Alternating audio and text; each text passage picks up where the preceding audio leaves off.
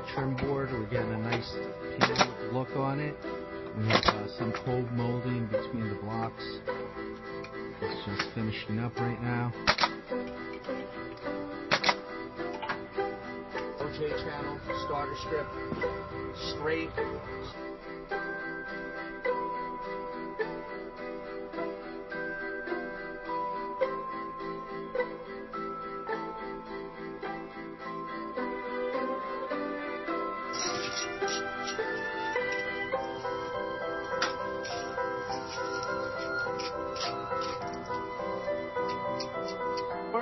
For your free consultation and estimate, or go to one of our websites.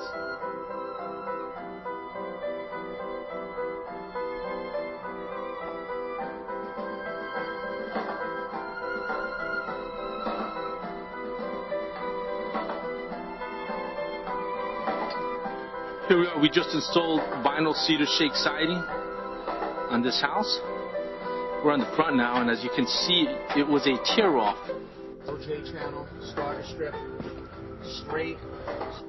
You can see the lumber. What we've done here, instead of putting a column on the bottom, you see, that's what you want. That's what you want with every course once you install.